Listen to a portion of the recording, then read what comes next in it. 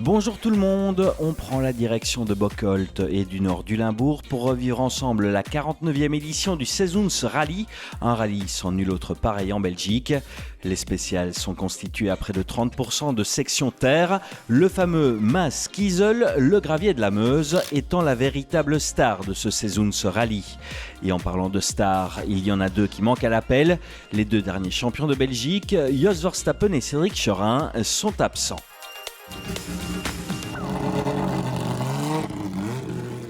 Les trois favoris sont donc Maxime Potty, Bastien Rouard et Grégoire Manster, de retour en BRC pour viser le titre et préparer 2027, qui sera l'année de tous les changements en WRC. Maxime Potty, vainqueur du TAC, deuxième du Wallonie et leader du championnat de Belgique et ouvre la route, il a déjà remporté le Sezoens en 2023.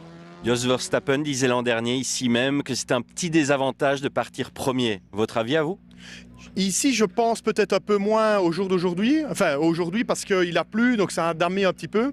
Mais je pense que oui, d'office, on fait un peu du balayage et on nettoie, on fait un peu les traces parce qu'il n'y en avait pas. Et puis après, au fur et à mesure des passages, ça va creuser. Donc on va être avantagé, désavantagé. Donc je pense que ça va tourner un peu autour de ça.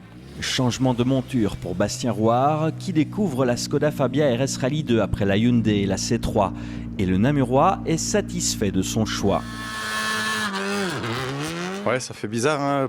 Troisième équipe de la saison, troisième voiture différente. Maintenant, ça fait longtemps qu'on en parle, qu'on aimerait bien essayer la RS parce que pour nous, quand on parle autour de nous, c'est quand même la voiture la plus facile à conduire, je vais dire. Avec le peu de kilomètres qu'on a en R5, je pense que c'est la bonne voiture. Grégoire Manster, lui, retrouve la Hyundai i20N Rally 2 de l'équipe maison, BMA. Le but, c'est de revenir en WRC en 2027 et pour ça, il faut rouler un maximum. On a la chance avec Hyundai d'être présent ici en championnat de Belgique. On essaye de viser des gros résultats sur chaque course. Le Sezoens, c'est 3 boucles de 4 spéciales. On attaque les deux premières, Veldhoven et Gerdingen. 2 scratchs et la tête du rallye pour Maxime Potty, malgré un départ un peu brouillon.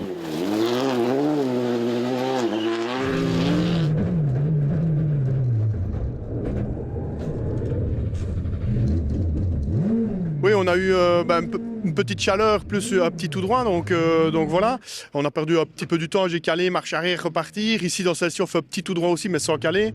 Mais on sent vraiment que le parcours est très piégeux. Après 2 spéciales, Grégoire Manster est deuxième, à 3 secondes 1 du leader. Le Verviétois n'est pas satisfait du comportement de sa Hyundai. On a un petit souci avec les freins. C'est pas exactement ce que c'est, mais on va avoir un check à l'assistance et normalement ça devrait plus être un problème pour après. Mais donc voilà, il fallait limiter un peu la casse pour les 2 premières spéciales puisque chaque freinage, je le fais en 2-3 fois pour essayer d'avoir de la pression sur la pédale. En 3e position, on retrouve Bastien Rouard qui n'accuse que 5 secondes de retard sur Maxime Potty. Le Namurois se fait plaisir au volant de la Skoda, le feeling est excellent. Ouais, c'est sûr que la voiture fonctionne bien et que les temps suivent, malgré qu'on n'est vraiment pas à 100% parce qu'on découvre la voiture. Ça fait plaisir parce que je remettais un peu en doute aussi mon pilotage. Donc ça fait plaisir de voir qu'on sait suivre les meilleurs quand on se bat à armes égales. Ouais. Du côté des historiques, Tom Bonnen, vainqueur au Wallonie, se retrouve en bagarre avec le régional de l'étape, Christophe Deleu, très rapide au volant de son Opel Ascona. L'ancien champion du monde de cyclisme maîtrise de mieux en mieux sa vieille BMW et il est désormais en mesure de jouer le titre.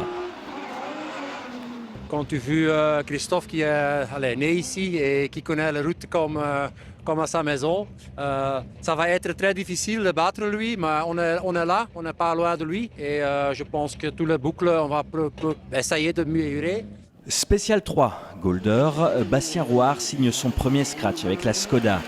Grégoire Manster, toujours embêté par ses problèmes de frein, est victime d'une crevaison. Le retour à l'assistance est salvateur pour le Verviétois de 27 ans.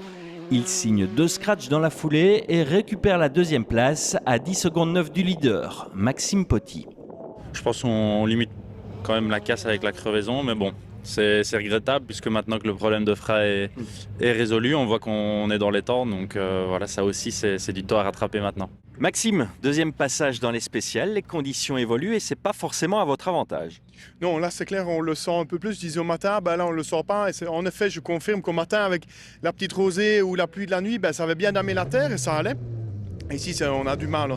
Sur toutes les parties asphalte, on arrive vraiment à avoir un bon rythme, mais sur les terres aussi, mais ça ne motorise pas. Il y a beaucoup de coups de sous, de coups de sur, donc on doit trouver le juste milieu. Et je pense que le parcours s'améliore au fur et à mesure des passages. Bastien Roire, lui, lâche quelques secondes. À Mirali, il accuse 14 secondes, 1 de retard sur Maxime Potty, mais le Namurois est toujours dans le sillage de Grégoire Munster. Il y a beaucoup de balayage, on en parle avec Maxime aussi pour les 2 premiers.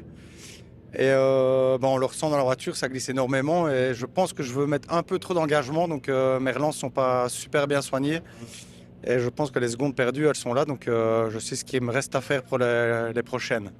Derrière le trio de tête, Thomas Martens est 4e, à déjà près de 30 secondes du leader. Un peu plus loin derrière, Nicolas Stampart et Jonas de Wilde se disputent la 5e place. Petit focus sur l'une des attractions de ce Seizoensrally, la BMW M1 Groupe B d'Olivier Breitmayer, qui vient de boucler le tour auto au volant de cette voiture d'exception. Un 6 cylindres en ligne qui chante, malgré la difficulté de rester sur la route, sur les chemins de terre limbourgeois.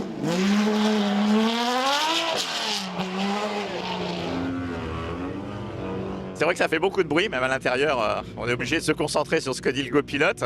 Donc c'est faut faire un peu attention. Il y a 500 chevaux, donc à la réaccélération ou sur la terre, c'est un peu piégeux. Mais bon, ça glisse, ça part bien de là. En tout cas, on s'amuse bien dans la voiture, mais on s'est raté 1 ou 2 freinages. Là, il y a des virages cachés, on connaît pas bien le rallye. On va essayer de faire un peu plus attention.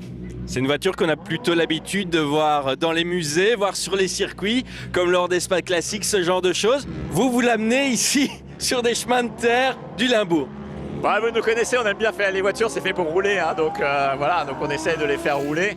Après, la voiture est très bien protégée en dessous, sur toute la longueur, donc on fait pas n'importe quoi, on sait que la voiture est bien protégée, qu'elle est suffisamment haute, on a regardé, donc on a fait ça en connaissance de cause, hein, on n'a pas envie d'abîmer une belle mécanique comme ça. C'est un moteur, c'est un 6 cylindres à plat de 3,5 litres qui développe 485 chevaux. Qui monte jusqu'à 9500 tours. Donc il y a beaucoup d'allonges. Là on a une boîte courte, mais malgré la boîte courte, c'est 235 km/h. Donc ça va quand même assez vite. C'est un peu trop long pour le rallye, mais bon, on fait avec. 2 salles, 2 ambiances. On retrouve la Peugeot 208 Rallye 6 de Benoît Wautier, un peu plus loin dans le peloton. Le jeune pilote est le seul en lice en junior BRC. Il lui suffit de franchir la ligne d'arrivée pour prendre la tête du classement devant Émilien Allard. Honnêtement, je roule quand même à la cool, j'ai pas envie d'abîmer la voiture. Je suis là, je tire le frein à main où je devrais pas. J'essaye des trucs, quoi. Donc je suis là pour. J'ai personne contre qui me battre. Donc voilà, on y va un peu plus tranquillement et on essaye, et puis voilà. La fin de la deuxième boucle est à l'avantage de Maxime Potty. Il signe de nouveaux scratchs et repousse Grégoire Munster à 17 secondes 7 de la première place. Bastien Roire peine à suivre le rythme du duo de tête et devra se contenter de la 3e place à la régulière, ce qui était son objectif avant le départ du rallye. Derrière, Nicolas Stampart monte en puissance et profite d'une erreur de Thomas Martens dans la spéciale de Golder pour s'emparer de la 4e place, son résultat à l'arrivée l'an dernier. Dernier passage dans les spéciales de Veldhoven et Gerdingen et c'en est terminé pour Nicolas Stampart, parti à la faute. Grégoire Munster s'empare des 2 meilleurs temps. Il revient à 13 secondes 4 de Maxime Potty avant les 2 dernières spéciales. On a eu encore quelques soucis dans la boucle avant et je pense qu'on perd aux alentours de 7 secondes. Là maintenant tout va bien de nouveau et on signe les scratchs, mais au final on a perdu plus que gagné. On voit bien qu'ici les temps, Grégoire est un petit peu plus devant, donc voilà, on essaye de s'accrocher à ça et de se remettre un peu en question, voir sur quoi on doit travailler. Benoît Wautier est à l'arrivée, il s'empare de la tête du junior BRC. Pas beaucoup plus de concurrence pour Johan Dekens dans la catégorie GT. Tous ses adversaires ont rapidement abandonné. Il en termine à la 12e place du général avec sa Porsche 992 Rallye GT. Dans la M-Cup réservée au BMW, nouvelle victoire de Philippe Lemers. Le régional de l'étape finit 11e, toutes catégories confondues.